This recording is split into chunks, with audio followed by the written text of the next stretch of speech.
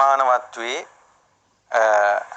තියෙන කාරණාව මේ දිව්‍ය පුත්‍රයාත් මොගලන් මහරහතන් වහන්සේ කියා සිටින තවත් මේ දිව්‍ය රාජයේ ඒ දිව්‍ය රාජයා කළා තියෙන පින විශේෂයි. මොකද්ද? මේ මනුස්ස ලෝකයේදී ස්වාමීන් වහන්සේලා සවැත් නුවරට වඩිනවා. සවැත් නුවරට වඩිද්දී සවැත් නුවරට අඩ යොදුනක් තියේදී ඒ කියන්නේ කිලෝමීටර් 5ක් විතර දුරින් රැය වුණා උන්වහන්සේලාට.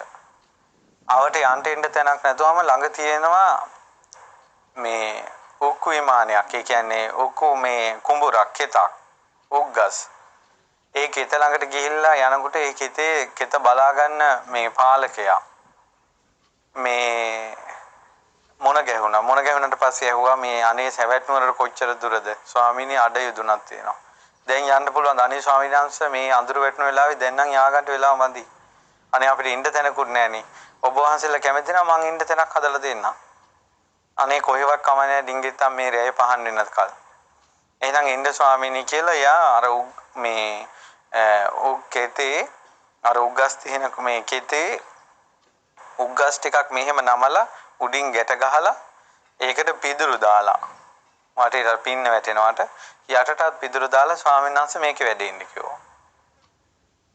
තවත් තැනක උග්ගස් ටිකක් එහෙම එකතු කරලා ඒකට උඩින් තනකොළ දාලා බිම වටේ පිටේ තිබ්බ ඔය ලොකු තනකොළ ටිකක් කපලා උඩින් දාලා යට තනකොළ අතුරලා ඒකේ ඉන්න කිව්වා. තව එකක් එහෙම මේවා කරනකොට උපාසකේ මංගව පරණ සිවුරක් තියෙනවා කියලා අර ස්වාමීන් වහන්සේ පරණ සිවුරක් දුන්නා. ඊට පස්සේ අර උග්ගස් ටික එකතු කරපු එකට උඩින් පරණ සිවුර දාලා යටටත් පරණ පොඩි සිවුරක් මේ පච්චතරණයක් අතුරලා ඒකේ ස්වාමීන් වහන්සේ ඇතුණා කුටි තුනයි.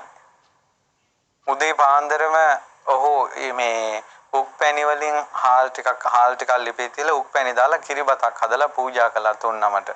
ස්වාමීන් වහන්සේලා තුන්නම. ඊට පස්සේ උන්වහන්සේලා සෙත් ප්‍රාර්ථනා කළා. යන්න හදනකොට මේ කිව්ව ස්වාමීනි එහෙනම් අනුකම්පාවෙන් කියලා මේ උග්ගහක් අරන් කෑලි කපලා පාත්‍ර වලට දැම්ම මගදීමුත් වළඳන්න කියලා. ඊට පස්සේ ඒ ස්වාමීන් වහන්සේලා ඒ උක් ටිකත් මෙහෙම තියාගෙන දැන් වඩිනවා. වඩිනකොට ඒ ඉඩමේ අයිතිකාරයා එනවා. දැන් මේ උක්කේතේ අයිතිකාර මිනිස්සයා.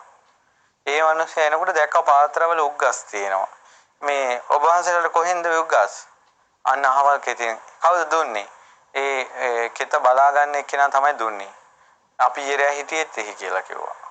ඊට පස්සේ ආව කොහේ ඉඳලා දෙන්නේ? ඊට පස්සේ කිව්වා අපි මේ සවැත් නුවර මෙහෙ මොකද?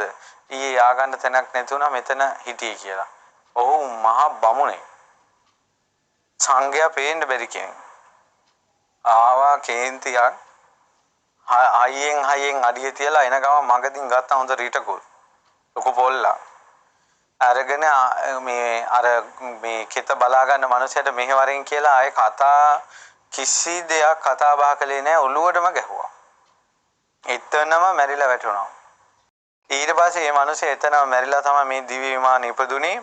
ඈත් වාහන ඊළඟට තූර්ය වාදන දිව්‍යාංගනාවෝ ඊළඟට යාගේ සම්පූර්ණ විමානේ තියෙන ඈත් විමානයක්. විශාල ඇතෙක්ගේ පිට. ඉතින් ඒ නිසා දිව්‍ය ගාන්ධාරයෝ ඇවිල්ලා ඔහුව සතුටු කරනවා. අප්‍රමාණ සැප සම්පත් විඳිනවා. මේ දෙවියා ඉපදුනේ සුධර්මා කියන දිව්‍ය නිකායේ. තව්තිසාවේ සුධර්මා කියන දිව්‍ය නිකායේ.